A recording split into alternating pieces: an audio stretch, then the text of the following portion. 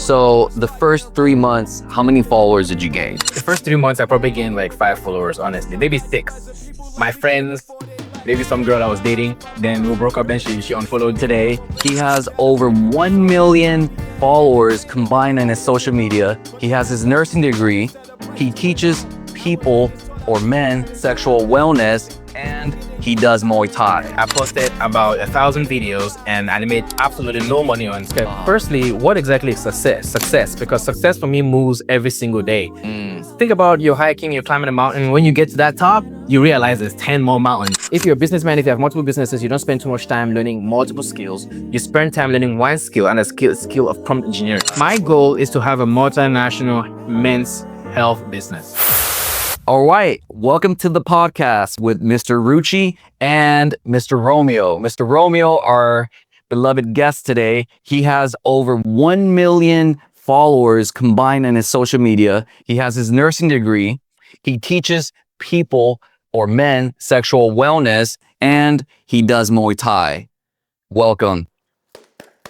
Thank you very much. That's an amazing. Did I miss anything? No, you didn't miss anything. No. You sure? I am positive. I have a few more things, but that's for later. All right. So let's get into it. Awesome. The purpose of this podcast today is to find out his story, his success, his struggles to success, and his secrets. So let's see if he shares it with us. First question. Tell us what you do. I know I already gave a little explanation, but I'm sure you could go more in depth with it. So I'm the biggest name in the men's wellness space on Instagram, at least, and soon on all social media. I help men last longer in bed, get harder erections, and have mental and physical wellness all around, all naturally, with no pills and no BS. I just do that with alcohol. I'm joking. All right. So that's interesting, man. Like how did you get into that? Like, because there's different types of physical fitness trainers out there, Muay Thai, everybody's into boxing and skills and doing functional exercises, they call it. But how the hell did you get into this? So I'm usually in the gym all the time, and every single time every guy comes up to me, we end up somehow talking about women and relationships. That's just a guy thing in the gym. Okay. We didn't know, now you do. Yeah. Probably all that testosterone. The environment. So we just want to talk about something, and it always ends about women. Interesting. We talk about women all the time. Interesting. Right? Okay. So I keep getting this topic. How do you get a girl? That's what I kept on getting. And how do you maintain your relationship? That's what most guys want to know, because most guys are having issues attracting the woman they want and keeping the woman they want. Why are they asking you this? I just look like a guy who gets girl. All right. I figured you pop out your phone, like, look at this, look at this, look at this. Is that what happened? I never show people my social media in the beginning, because I find out people treat you differently when they find out I have followers on Instagram. So I have 2 different accounts. I have my professional and my personal account. It's better. For dating, for friendships, it's much better, I find. You don't like the instant attention? Well, no, I really don't like that. I like to be treated like a regular human being. You want to see somebody's true colors. Exactly. I want to see how somebody treats you like a person, not like an influencer. I don't like that word, honestly. Even though I influence. But you are an influencer. I didn't choose this. It chose me. I really didn't. I really did. The life chose me, all right? The life, you know what? Yes, it did. It chose me. So many guys come to me at the gym. We'll have conversations, and I'm naturally good at talking to people because I've had so many street interviews. I'm decent at public speaking. So the conversation eventually gets to their pain points. And most guys, his pain points comes to relationships. I mean, that's why we're here. The purpose of life is relationships, I think. Okay. So we end up talking about relationships. And fun fact, what are the 2 main reasons why most relationships end in divorce, right? The main thing is financial issues, money. The second thing is the sex life. So if you can have those 2 things ready and on point, your relationship will probably last much longer than most people's. What if you only have like the money and not the sex? Then your relationship becomes a transactional relationship where the moment the money goes away, I'm sorry, it's over. Isn't that what it's all about in Thailand? Well, not just Thailand, everywhere else. Okay. Everywhere. Yeah. But the difference between money and sex is sex gives you a dopamine attachment, which money cannot give you. That is a nuance. So that Louis Vuitton purse doesn't give you that dopamine. It's not gonna cut. Not good enough. It's not good enough, unfortunately. It's the dopamine spikes, and researchers have done this research where when you look at the spike from spending, when you spend money or you get a gift, your dopamine spikes high and crashes soon after. You get used to it, right? Yeah. Whereas with emotions and the interaction, the bonding which you get during sex, it actually peaks slower and it goes higher, and it actually plateaus higher before dropping. Oh. Yes. So if you have the two, I'm a biochemist. I did that in my spare time. If you have the two graphs, you have the money and you have the sex, you can actually have your relationship peak way longer and have a much more enjoyable relationship. What about looks? Do looks matter? Looks matter in the beginning for attraction, but fortunately, for most guys, if you know how to position yourself properly, because what exactly is looks? Looks is proper marketing. Looks is proper positioning in the market. With looks, you can arrange yourself to be a certain way. So if you don't have natural features, maybe you don't have a nice jawline, you can get a beard. If you have one eye which is going left, you could get shades. You can always arrange yourself to look your best. That's interesting. I don't know if you guys noticed this, but every time I ask him a question, it can be a casual question, he always turns it into some psychological marketing business concept, right? That's pretty good. But I wouldn't add to that, the dopamine thing, right? So something that I learned in marketing is that works well with keeping customers, right? You want to keep that dopamine associated with your brand. And I'm really big on game-based marketing, right? So I have this cleaning business, and then we have a rewards system, automatic. Everything's automated. Yes. We have different prizes for different levels, and it's just dope. So for every dollar that they spend, they get 1 point, and then they accumulate it. So if they're weak, they'll spend it right away. But if they're strong, have willpower, they'll hold off, and then they'll stay with us as a client. Keep spending, get that dopamine, and then they get a reward, and then that reward is associated with our brand. And I actually, that easily probably we haven't really measured the results like precisely, but it's like nearly doubled our retention rate with our customers, and that's huge just by gamifying a couple things. So that's interesting that you mentioned dopamine. As a businessman, your goal is to have your customers addicted to your products and services.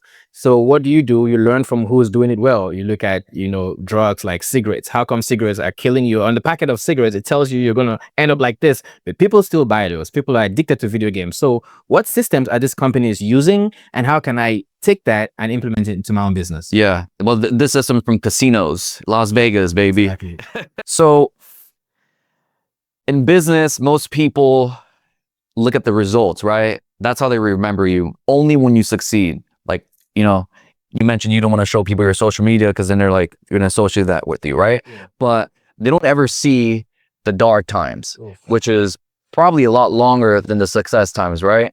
So let's talk about that. When you first started out, were you successful? Like how long did it take you to become successful? But what's going on there? So how long did you struggle for? Okay, firstly, what exactly is success? Success, because success for me moves every single day. Think about you're hiking, you're climbing a mountain. When you get to that top, you realize there's 10 more mountains. You're like, oh, yeah. Okay, let's keep moving. So success for me keeps on moving. For example, the first day I made $100 off a sale, I was excited. First day? No, the first day I made $100. Oh, okay. But if I made that now, I'd be like, just $100. Yeah. What is going on? Yeah. So success for me it always changes over time. And the dark times in business, honestly, I feel like I play chess, right? I'm a really good chess player, and let's play that. Okay, we'll have a game. We got a date. Okay, I'm not really sure. I haven't played in a long time. So in chess, you lose way more times than you win. Just like in business, you lose way more times than you win. And till my mind changed about losing, I never won until my mind about losing changes, because losing it orients you in the right direction. It pushes you towards success. So it's mindset. It's your mind, 100% your mindset. As a matter of fact, I think business is just a reflection of your mind. Yes. If your life is chaotic, your business is going to be chaotic. That's just the truth. And every lesson I learn in business, I automatically implement that into my real life, because it reflects directly into my life, into dating, into money, into everything else. Well, let's get more specific. when did your business start becoming like a business where you could like, okay, I could live off this? Well, like, how long did that take? So it took me 3 years. 3 years. 3 years from when I started. I posted about 1,000 videos and I made absolutely no money on this. How many videos a month? So I think about 30 videos a month. So 30 one a day? one video a day. Mhm. And on a good month, because we have YouTube as well. On a good month, we have 4 YouTube videos. So 1 a week because it's more long form. So about 34, or in an extraordinary month, 38, 2 videos a week.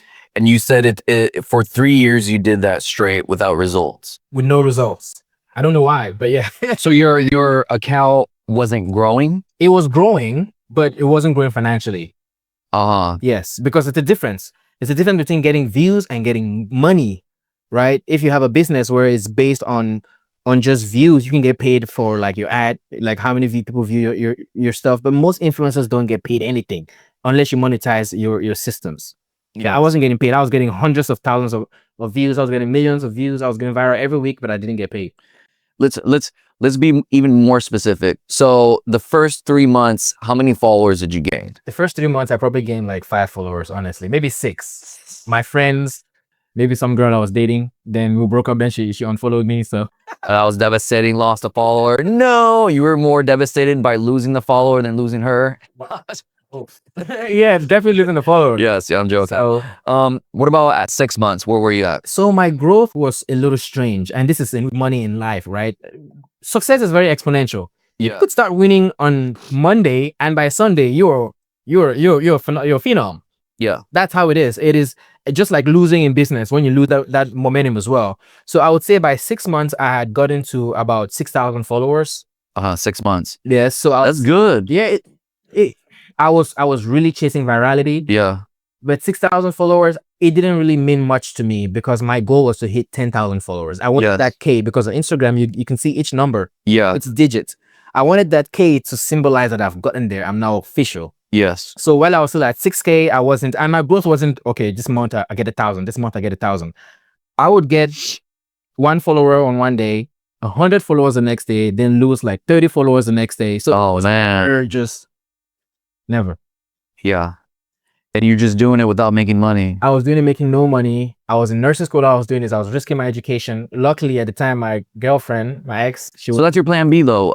It was nursing. Nursing was a plan B. I hate to Uh-huh. say it that way, but yes, it was my fallback in case. No, that's good. You always need a plan B. It was my plan A actually.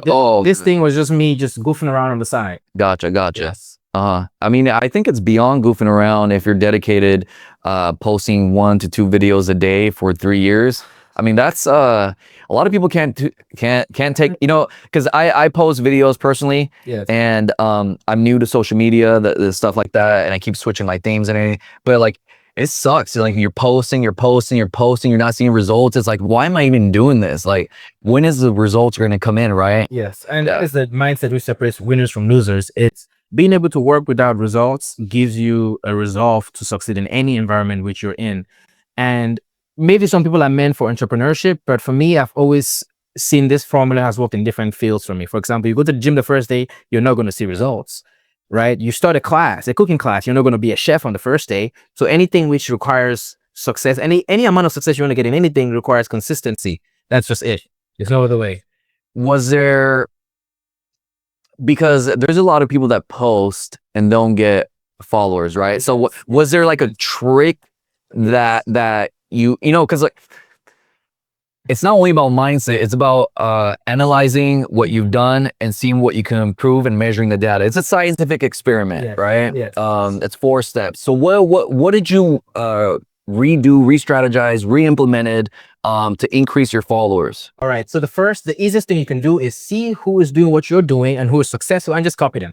Just copy. You don't have to do Straight up. just look at Facebook. You know, Mark Zuckerberg, he copied Snapchat, the idea, he copied TikTok. Yeah. Just copy. You know what he's doing now? He's stealing Edit- Chat GPT's employees. What's that company called? Yeah. OpenAI. Yeah. Like massive- OpenAI.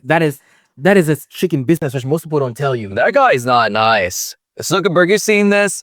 You're not a cool guy, man. And this is where most people don't understand how business works. As a matter of fact, you don't have to be nice. You have to be ruthless to succeed in business. Oh, It's real life. yeah. You don't Yeah. have to invent the wheel. Go steal somebody's wheel and put it in your car and drive off.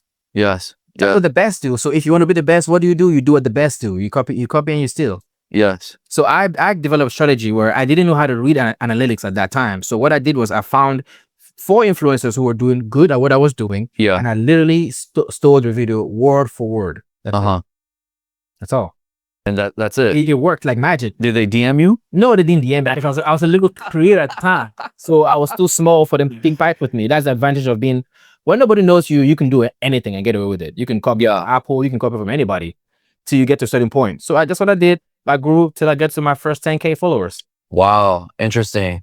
So, I mean, you heard it from the man, copy from the best, implement it, sprinkle your little sauce on it, call it a day, right? Yeah, that's it. You don't, unless you want to be innovative, you can, but understand the cost of innovation. Most people innovate nobody knows them.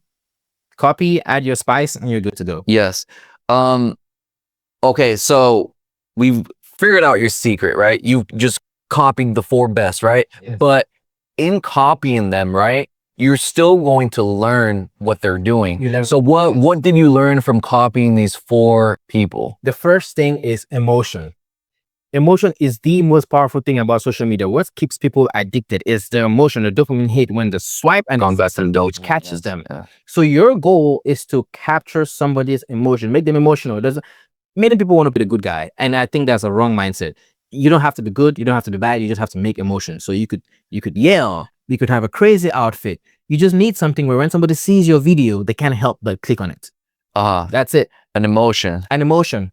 Okay. How does it make you feel? Sometimes when I posted my most viral videos, I was scared. I had to call a friend like, yo, should I post this? Yeah. So if you can get people emotional about your video, it can be good, bad, but never indifference, you would win. Same for dating, by the way. Okay. Emotional. Can you give us 4 examples of creating emotion in a video? So we would start with something as boring as cooking, right?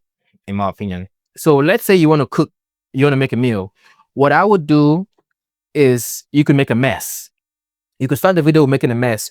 Your whole apron is messed up. So when people are scrolling, they see the mess, they're like, what's going on? And they have to stop. That's your goal. They have to stop. Then you can deliver your information. We can do finances, for example. If you're doing finances, you always start with an outlandish statement. Here's why you're broke. Right? We can do... So insult the viewer. Well, nothing insult the viewer. Make them emotional. Yes. Make them emotional. Okay. Right? Make them emotional. We know according to psychology, people are more attracted to negativity than positivity. So you might have to use a negative perspective to start your video. Then you could deliver your message afterwards. But by all means, you must start with something emotional. You can say this about any field. Give me an example. Any genre. Let's do me cleaning. All right, cleaning. You could start with cleaning where you show a house where it's a mess. Here's how I make this house. You flip a button and now the house is this in just 30 minutes or however. Yeah. Right? So when people see a messy house with roaches all over the place, you have to stop. I mean, I would stop. You would too. So start with anything, or you could start with your maid yelling and the customer yelling. As long as it brings emotion, you win. But if you start with a regular cleaning video, most people hate cleaning. Most people don't even want to think about it. You don't get views like that. Okay. I was thinking like for like the cleaning, like a cleaning business, show a client that is like struggling with life and tell their story, and then show like their house, how disarrayed it is, it's just a mess, and then share how it happened, and then twisting it how we're the good guys and helping them out and stuff like that, like showing. You can do that, but you have to do that in 20 seconds or less. Yeah. You have to have a strong storytelling sequence. Yes. And you never always start with the guy's story. You put that in the middle or towards the end. You start with the most emotional peak about that story. That's where you start. Yeah. So you need to show the worst thing or the worst time of his life, show how he got there, show who he is, show your service, and a call to action for people to choose your service. This is gold, man. This is gold right here. Yeah. Take notes right now. I like what you said, because a lot about social media, like you said, is dopamine, aka vanity, right? Yeah. Vanity likes, vanity followers. So a person could have 1 million followers, and then the next person have 10,000 followers, and the person that has 10,000 followers makes way more money than the person that has 1 million I followers. learned it the hard way. Yes. So how did you start monetizing your channel? So the first thing I did, there's two ways to monetize. Number one is get sponsors. Number two, sell a product or service. Uh-huh. If you're smart, you do both. Mm. So when I kept on getting millions of views and getting no money, I was like, hold on, something's off here. Yeah. Right? Then I checked my DMs. I didn't know, when you're a creator, you have multiple tabs in your DMs. And I saw many people reaching out to me. Hey, do you mind talking about this product? I'm going to pay you this. I'm like, what? You're going to pay me $2,000 to just talk about a product? Yeah. Which I use already? This is amazing. Yes, yes. So it pushed me to create more content, which will go viral, so people's products could sell more. That's how I started making money with it. So just sponsorships. Sponsorships. But you have to be attractive to sponsorships. You have to speak the language of sponsorships. You have to have a brand kit, all the stuff there. But fundamentally, just get views and sponsorships will come. That's it. Nice, nice. How did you actually start monetizing your own people, your own followers? That was the harder part I had to do. So there's a software called Canva. With Canva, you can create a PDF. So you have to understand what exactly do your people get? What exactly are they buying from you? So for example, let's say you have a cleaning business. Okay. The first thing you want to do is you want to create a free product. Okay. Create tips about how to clean your house better, the best products to use to clean your house, the worst products to use. You can have a mailing list where you say, okay, these products have been found to give people cancer. You should avoid them. So you can start with a free list of free products. You can have the idea, put it into ChatGPT. It gives you an outline, put it into Canva AI, and it creates you a free PDF. You can do that in 10 minutes. Yeah. And you have a free product. Then when you have that product, you tell people to give you your emails. Then you send it to the emails. Now you have an email list. Mm-hmm. Right?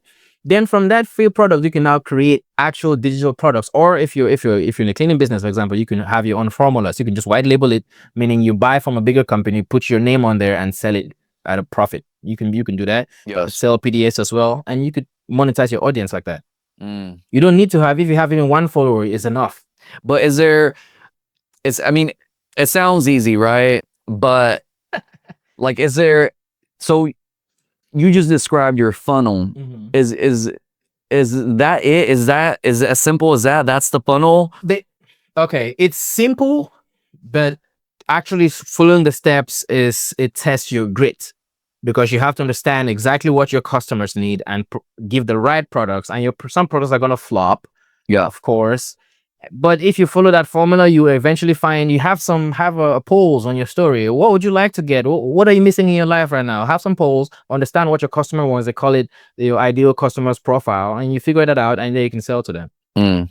It is easy, but it's actually having the grit to go through losses.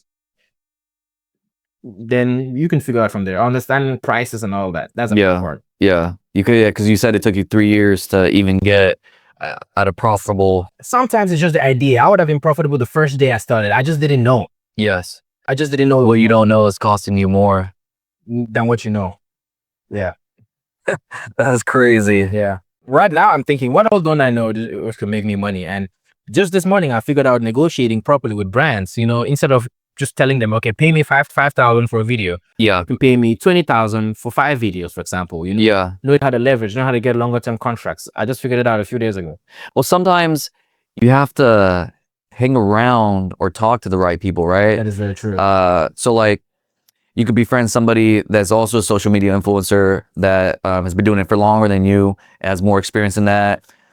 Take them out to lunch, whatever, chat. Like, what are you getting on your deals? So then it gives you like an anchor in your mind, like, oh, well, this is what I really could get. I've been selling myself short, right? Very true. I'm in Bangkok right now. I met a friend a few days ago, and she broke it down for me. She gave me the scripts. She gave me a DM funnel. Amazing. It changed my life. Amazing. So just by meeting people, you can just change your life. So if you're in a certain business, my strongest advice is forget everything I say and move to where people are doing what you're doing. Just by being in that environment, you just absorb knowledge. Yes. That fast. For me, sometimes it's like, okay, we know what we have to do, right? Mm-hmm. It's just doing it. Yeah. It's just doing it. Yeah. And as you progress, you learn to hand off the hat. So when you're bootstrapping and you're starting everything from the ground and up, in the beginning, You have to learn how to wear the hat to begin with. So that's a learning curve. So we know what to do, right? But first we have to learn how to do it well, test it, optimize it. And then after we do that, we have to mirror it, do training videos, SOPs, and then we have to hire somebody, and then we have to hold their hand and say, this is how you do it. Because if they could do it themselves, they would do it. Yes. So you have to hold their hand, and which basically means just give them time, explanations, how-tos, you walk them through it, and then you're always there for like support, like a big brother. Hey, I need help with this. So you still have to come in and do stuff like that. But for me, that's what it comes down to. It's just learning the hats and then creating the hat for somebody else and then handing off the hat and then off to the next thing, right? What I recently did, because I have a lot of employees for my cleaning business, customer support agents and stuff like that. But what I notice is if I start giving them too many things to do outside their scope of their work, then they start messing up their core responsibilities, which is customer service. And if they screw that up, then I get a bad review. And then that bad review can cost me thousands of dollars. And then I get pissed and it's just a whole bad idea, right? So I recently hired a personal assistant just to do stuff that's just like out of the ordinary, like out of the hat, like do this, I need to do this, do this, do this. And it's also very important that you hire the right person. So I was explaining this to you, is that you have to do rigorous testing before you hire somebody, because I gave them a simple test for my personal assistant. It was I needed to evaluate 3 project management systems, A, B, and C. I forget the names, but there's A, B, and C. And do a table, pros and cons, and all the features, and then write executive summary, right? Almost everybody did a report on some wayward project management system that I didn't even say to do it on.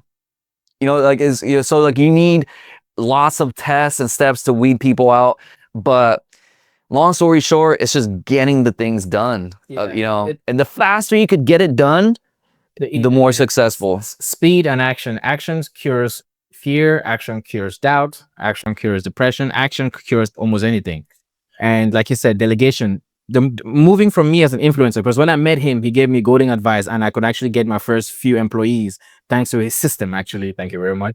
Well, how did you? Because it has to be unique to you. So what did you do? All right, for your hiring system. Oh, this is good. This is good right here. The first thing is he gave me the website to hire from, so I hired from that website. Do we give them free ads, free cloud? I don't like giving people free cloud, but we hired website. You have to pay for that. We hired from this website, and he told me about testing. So I had some modules on how to test them, and most employees use AI. So when I was creating my that's the thing, yeah. I made sure to actually test employees who know how to use AI. I'm not against my employees using AI, but I want them to use AI to the best of their ability. Yes. Don't text AI, okay, what should I eat today? Like, I mean, come on. And then just copy and paste Copy and paste. Here you go. There you go. So I had 2 different tests. Tests for regular reasoning, which if they use AI, they would fail the test. And test which shows how well they can use AI, which is prompt development. And that's it. So when I created those, I have another software where we can record all our videos. We recorded that. So any employee who comes in just watches the videos, takes the test, and then they're either onboarded or declined.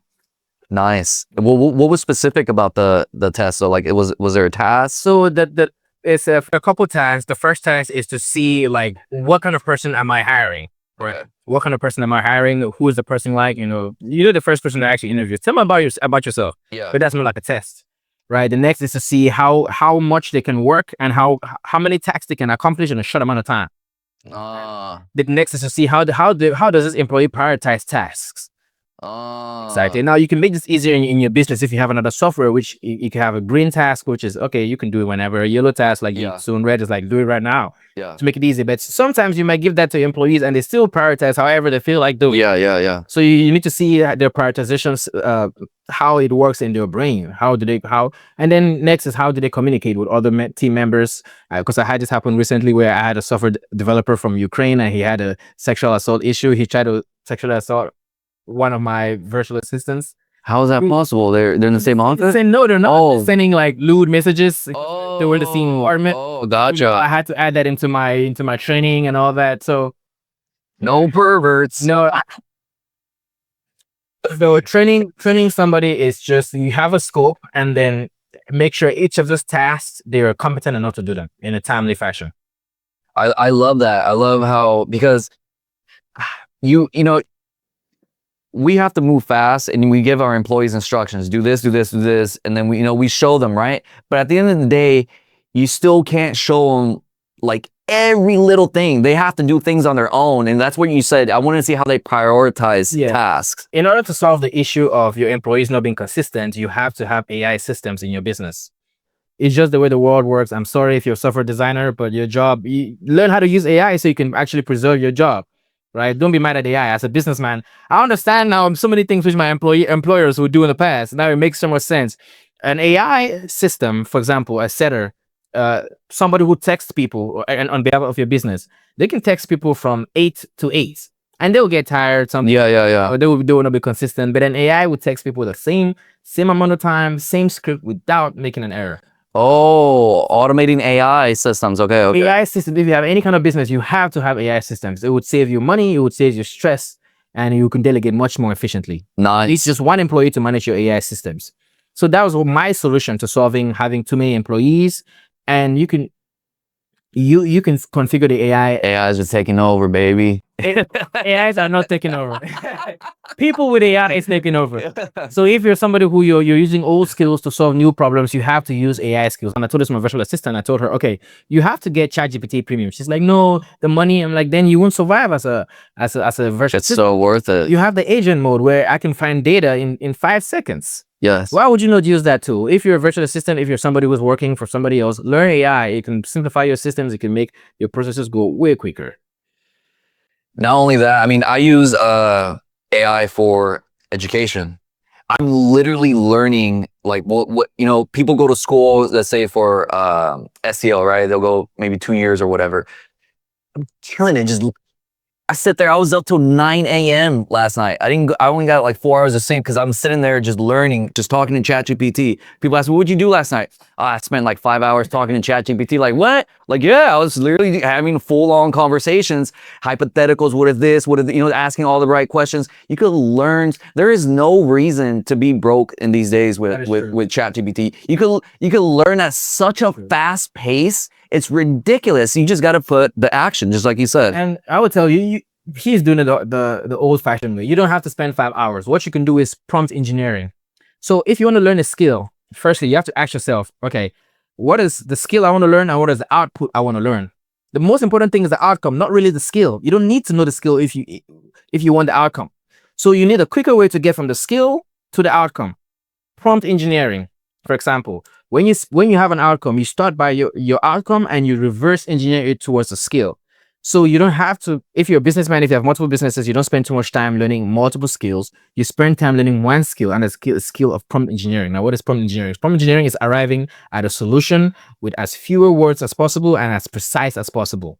Okay, so he just explained what I did in a better way. I'm not just randomly talking. I'm not actually talking in ChatGPT. So the way I do it is I don't learn something unless I need to learn it because I have a problem, which is the outcome that I'm trying to, either a problem or the outcome that I'm trying to achieve. Yes. And just like you said, prompt engineering, you called it? Yes. Okay, so I'm prompt engineering for 5 hours last night. So reversing it, and that's why I'm saying, like, what if I do this? What if I do it this way? What about this? Does it change this? So I'm thinking like so many different variations that could possibly produce the better outcome. Perfect. And find faults in the systems and stuff like that. But yes, that's what I'm doing. Prompt engineering. Custom GPTs, ChatGPTs, you can create a folder. So each folder has like a brain. You create a massive prompt and you put in a brain. So next time you have this issue, you just put in the input and it spits out an answer. Yes. It's that simple. Yes, I do it differently. I have Zoho Work Drive instead of Google Drive. Mm-hmm. So I have everything on my prompts and section. I have everything so categorized, but I do it that way. So I just copy and paste it. But it's as long as you get the outcome. Yeah. That's all. It doesn't matter what you do as long as you get the outcome as efficient as possible. Yes, and I think a lot of people, and this is why I really don't like learning, and this is important. A lot of people enjoy learning, but you forget that the most important thing in the world is action. So don't get caught up in learning too much where you forget to act. Yeah. So important. Yeah. And it happens to me sometimes. So you just enjoy just intellectualizing because it feels good. You feel like you're making effort, but the real effort shows up as cash in your account. Yes. So Yes. as a businessman, you always have to keep that in mind. Uh-huh. When you make a certain amount of money where you can survive, then you can go back to enjoying the learning process. But till then, focus on outcomes. For me, learning, if I don't follow up immediately that same day with an outcome, I forget it. That's how dumb I am. So I have to when I learn, I have to put it into action immediately. That works. Yeah. It's action, speed. That's all. Yeah. Last night, I think it was like 2 a.m. My wife and I, she wanted to go to sleep. I'm like, I have to finish this, or else I'm not gonna complete it the next day. Because the next day I'm gonna wake up groggy. I'm gonna try to get coffee. I'm gonna try to get back in the in the zone. Like, no, let me just finish this right now so I can implement it first thing in the morning. You think about procrastination. Procrastination is you're just leaving bills for your future self to pay. So a lot of times you have to have a list, and I learned this from some guy. You have a list of what do I absolutely have to do today, right? Because if I let this to tomorrow, tomorrow is gonna have 2 things that I absolutely have to do. Yeah, and when it compounds, when you get to the end of the week and you have 7 things that you have to do, and by the end of the month you're way behind. So if you start with a task which you have to, as a needle moving task for your business or for your service or for your life, where you have to do it, and once you do the one task, everything else, whatever. Nice. Yeah. Wisdom. Let's see what else we got here. It's wisdom going through pain and procrastination and failed relationships when you forget your girlfriend's birthday and then she finds out all the things you've been hiding. So yeah, I learned this the hard way. I'll give it to you for free. We've talked a lot. We talked about hiring, systems, automation, action, your secret sauce marketing strategies, which is in basic terms copying. But in doing so, you actually learn a lot. Yes. By the same token, just because I followed up quickly and he was able to break down exactly why those videos are going viral. So it's working effectively. Now, moving forward, where are you heading strategically? What's the plan for Romeo? What's going on here? Well, if your plans are not big enough, if your plans don't scare you, they're not big enough, right? So that's why I can't sleep at night, man. That's why I'm all night. I thought I was a morning person. It's just because I just stay up from night all the way to morning.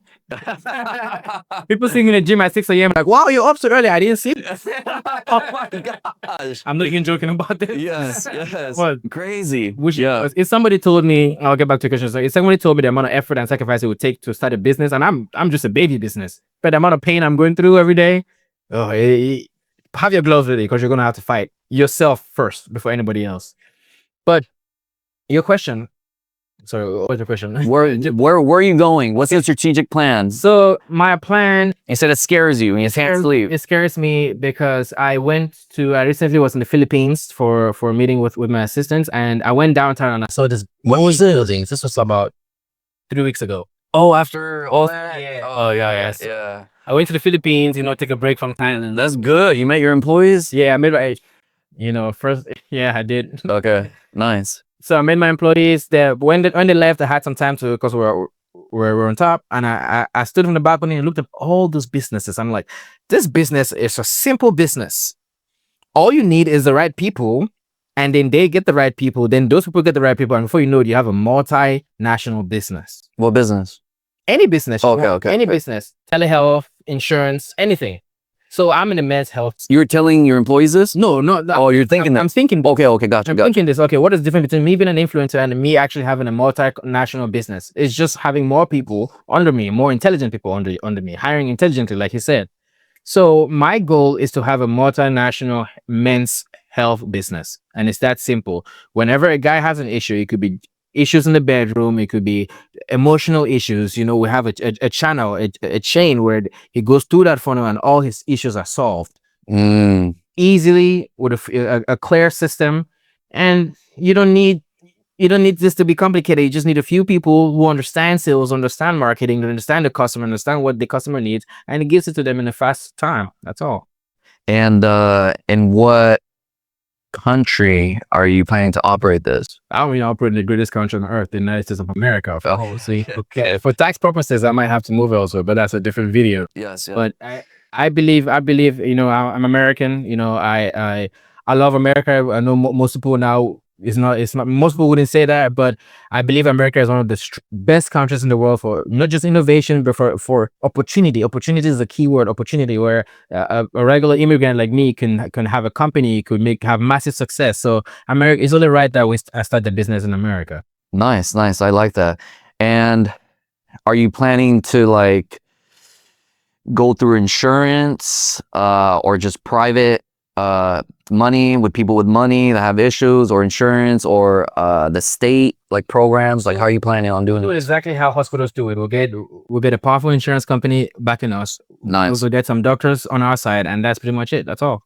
It's nice. that simple. I know it is simple, but actually doing the steps is hard. Having to create a profitable enough business where you can show your estimates to an insurance company, and they're willing to back your company up, put you into their network, and then facilitate everything.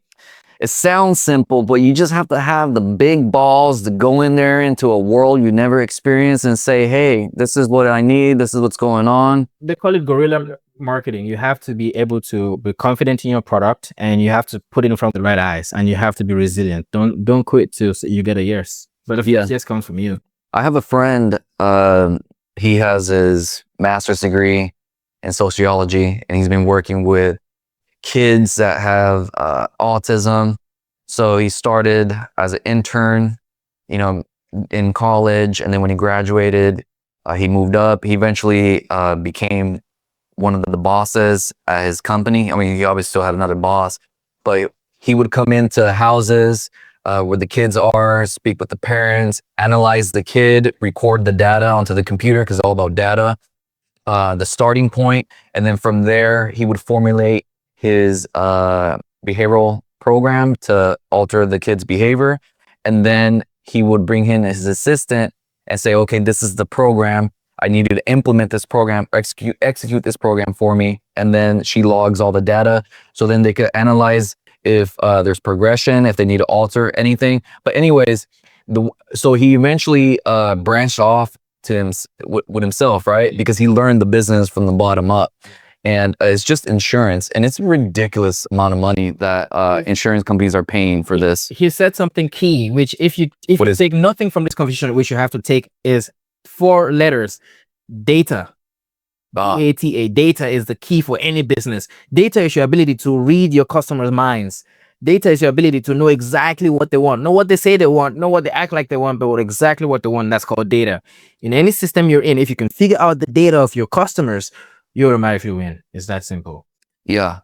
And you know, and data is also important with marketing, because you know, a story like I think I was spending like $15K on some ads, right, on a platform, and my business partner, she's seen the bank account. She said, why the fuck were we spending this much money? I'm like, because we're making this much money. She said, oh, okay. How do you know that? Because I track everything. I track how many leads come in, how many conversations we had, how many converted, how much they paid. I know my customer lifetime value. So even if we're under like that month, like we didn't make it that month, like we made 10 times more over the lifetime of the customer. So I know it's like residual, it's just gonna build up. And that, you know, the data brings the confidence with anything, you know. When you start this business in America, this new strategy that you're doing, if you have the data to back up, you know, like your results and everything, you could hit up the insurance companies, you know, like this is the results that we have over the last 2 years, because it's really, you know, it's really easy to say I'm going to do this, but when you're new into a jungle where you already have alphas in there, it's ruthless. Like it's hard to get that first client. And going back to my friend, it took him a while just to get his first client. So he never left his job. He had his job, and then he was doing this on the side. And like, it didn't pick up till like years later, where like he had employees, getting more contracts, meaning more insurance. They're getting to know him and trust him, so they're giving him more clients. So like, it's not just overnight. No, yeah, never overnight. You know, you see an overnight success, but it took years to get there. And patience is one of those key things. I had to learn this in dating, in business. Yeah. Patience. That's one of my biggest faults. I struggle with it too. I'm still learning. But patience. Yeah. That's all I can say. I was about to say, patience doesn't mean be lazy, all right? Patience doesn't mean take your time. You still have to act, but you're not outcome dependent. You're input dependent. So you have to put in the work. But the outcome, since you don't control that, that's where patience comes in. That's where a weak and strong mind come in, because a weak mind would say, I'm not receiving outcomes, and then you're not believing in yourself, you're not believing in the process, so you're weak, and then you tap out. But a strong mind, you stay strong, you stay confident, bullseye on the bullseye. I know if I keep doing these inputs, this will happen. So I look at it that way as well. It's in all great movies, you've always seen this. The king is marching forward and everybody's falling behind. He's like, keep moving, keep moving, keep moving. Elon Musk said this. He was I like that. He was one rocket away from complete failure, complete sabotage. He was one failed rocket launch because he launched his rocket company. It exploded. He launched, it exploded, and he had one more time. And you would never know about him how you know about him now. But he kept on going. The patience, being able, and it's faith. Let me bring God into this for a second. Many people are religious. Many people have faith. Many people go to church and pray because they believe that one day when you die, you're going to go to heaven. This might not be the case. You might die and show up in El Salvador. No, don't say that. I'm sorry. Somebody had to tell you. No, I'm really not going to sleep. But most people have faith that when they pray and when they have a good life, they'll go to heaven. Okay, take that same idea of faith and bring it into your business. The faith is that when you put in some inputs, you're going to get a certain output. But the trick is you actually have to put those inputs in. Don't say you're going to put them in. Don't have put them in, right? Actually put them in, and you're going to get it. That's why a lot of religious people are successful. Yeah, you notice that. I notice that. Mm-hmm. We've asked, all the good questions. What are your little secrets to success? What did it look like? What are the numbers looking like? We asked about your next adventure, your strategies. Something happened, right? World War III happened, and your employees died, and I don't know. You just had to start all over. Firstly, I would systemize earlier. So systemization is you creating a framework where if you're lazy, if you're tired, if you're sick, if you die, your business can still run for at least a certain amount of time before it collapses. And that is not simply just in making money. It is you start by systemizing your life. Okay, what time do you wake up? What time do you eat? What time do you remove? You systemize. Systemization is removing friction and actually letting things just flow. Think about walking. How do you walk now? You think about, I'm going to put this hand forward. I'm going to step. I'm going to make sure I don't fall. You don't do all that when you walk, because you have systemized walking. I'm still tripping. I'm hitting my toes everywhere. I'm getting worse. So the most important thing before thinking about making money, before thinking about making a single video, is systemize. The first thing he would do to start all over in the process. There's a lot more, but that's like the first core, the most important thing. Systemize everything. Anything you do is going to cost you much time, energy, and you might lose your drive. Systemize early. So important. All right. So now a personal business question. Yeah. What is the craziest business story that has happened to you? Like something crazy, in business. I would say, man, I have so many crazy stories, but I think my crazy story was making $10,000. The first time I made $10,000 in one, I always have a smile on my face. The first time I'm scared. The first time I made $10,000, I was so excited. I was celebrating. I called my friends, went out to the club, and then the guy didn't sign the deal. Yes, he didn't sign the deal. So you spent all that money? I didn't spend all the money. But I spent like $2K in the nightclub. I had girls coming over to the section. It was a great time. I had a great time. Yeah. But that was a crazy story. You hear about don't put the chickens before the hens. So there's a thing like that. You don't count your eggs till something. Yeah. That was one of the craziest story where I made a lot of money emotionally, but I didn't make it physically. And that taught me a great lesson, not just in life, but in business. You always move. You move with certainty. You move in faith, but you move with certainty, and you never celebrate before it's signed on a dotted line. Yes, that's very valuable. I have suffered greatly because of this. Somebody pays and they take their money back, but yeah.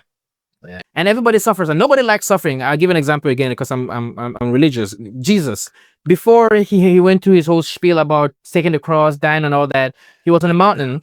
He fasted 40 days and 40 nights, and he prayed. And the Lord showed him a vision about what he was about to go through. And he said something very important, which stuck to me to this day. He said, Lord, let this cup pass me by, but if it's your will, I will do it. So in life, in general, you're always going to go through suffering in order to get what your desired outcome. Suffering is a gatekeeper. Suffering is what prevents you from getting there. And most people get to suffering and they fail and they fall. Mm-hmm. The most successful people have suffered the most. They've taken the most L's. So reconcile your approach towards suffering, and you'll be probably the most successful person you know. I've taken some big L's, man. Taking L's. Yeah? I'm here every day. What? Everything. Who doesn't take L's? As long as they don't put you back to zero, right? Sometimes being back at zero is what you need. You know, you need a clear field. You know, Like Donald Trump. like Trump or like White House, Bitcoin dollar debts. you know, a lot of times for new grass to grow, the farmers have to burn the old crop. They do it in Chiang Mai, up north. That's why we can't breathe in Bangkok. We're in Bangkok right now. You know. So you burn the whole crops because you have preconceived notions on how things should be or how things are gonna be. But that's not really how things operate in reality. So a lot of times you might, and that's why you get a mentor, somebody who can see above all that, where you burn down all your assumptions and you could actually see the field for what it is. Let me rephrase it because we already kind of got into it. Just what would you tell your younger self if you only had like 1 minute spill to tell your younger self right now? You're seeing right now, right there, Romeo, young Romeo. What are you gonna tell him? I would say chase your pain. Chase your pain. It sounds strange saying that, but I've realized that 90% of things I've accomplished have come on the other side of pain. Whereas 90% of things that I've lost or time that I've wasted or just bad relationships in general have come me chasing pleasure. Chase your pain. The pain is going to show you where you need to go. So the moment you think about something, you feel uncomfortable, you feel anxious, that uncomfortable, that mental pain you feel, you have to chase that. That's it. Nice.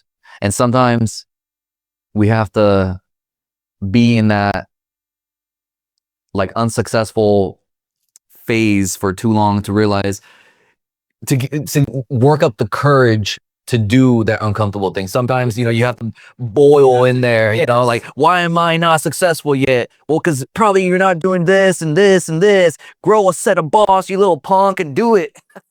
That is very true. That is true. And you can grow a set from balls and do it, or you could just, you know, reduce it. Okay, what is it in this list of hard shit? What is the easiest thing I can do? Yeah. Right. It might be as easy as waking up 30 minutes earlier. Maybe you can start there. Yeah. So you have 30 minutes to think about all the bullshit which you got to deal with. So chase your pain, do things that are difficult for you, things that are uncomfortable, and through discomfort, that is where you would find joy and success. Yeah. And that's what I started doing, and that's how I became massively successful in such a short amount of time. Yes, he has a very large following on social media. Yeah, I think we're good. I think that's good, man. Yes. Any last words you want to say? Of course. You know, the hardest part about business, like I said, is doing the actions. Yeah. But the most important thing is self-reflection. Having the courage to look at yourself in the mirror. Because there's one thing which I realized is you can do all things, but not you at that moment. It's a different identity. You have to get an identity to become somebody who can do those things. So instead of saying, okay, how do I get up in the morning? No, you switch your mind. What kind of person do I need to be to wake up every morning? Work on your identity. Don't really work on the business. Forget hard work. Forget consistency. Forget all that. That is just fancy words which people tell you. Forget all that.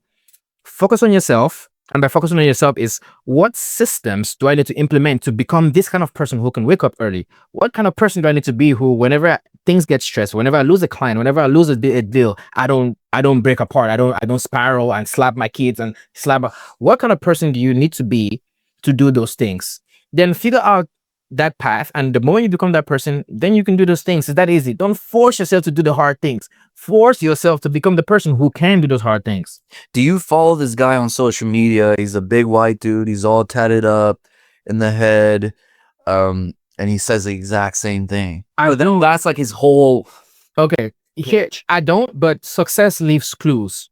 It's that simple. So a big white dude can say it, a small Asian guy can say it, but everybody who's successful follows the same rules. I don't care what they do.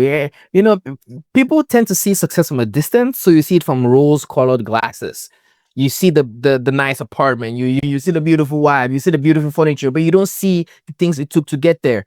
But if you listen, they're all doing the same thing. They're successful people are not special.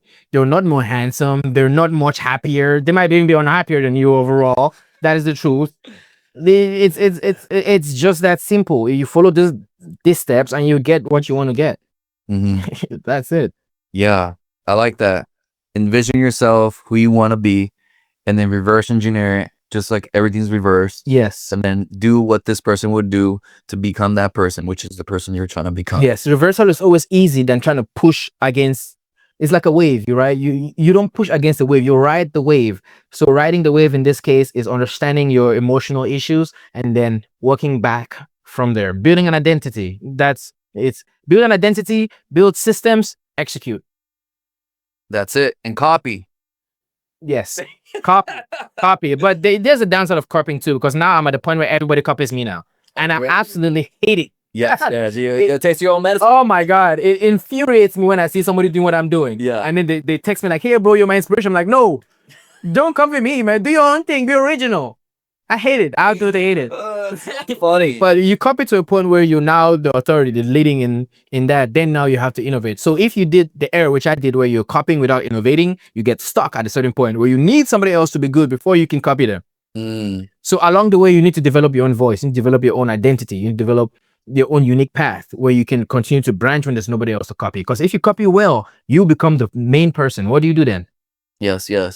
I feel like there's you climbing a mountain, there's 1,000 different trails you could take to reach the top, right? Mm-hmm. And the trail that you took, it's working for you. Initially, you copied, but now you're saying it's not a good idea. But I think it worked for you because I was able I know the system. I was like, but what did you learn from copying? Yes. And you said this, yes. Right? So that trail that you took worked for you, and the trail is never linear. Like, it's never straight. No. It's always deviating, and based on circumstances.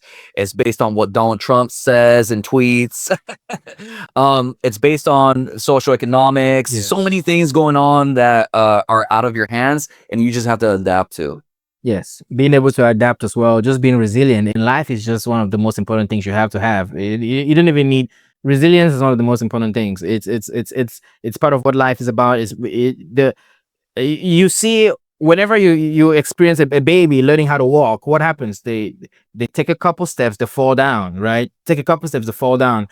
Do you tell the kid like, man, you never walk, just keep crawling? No, Parents do.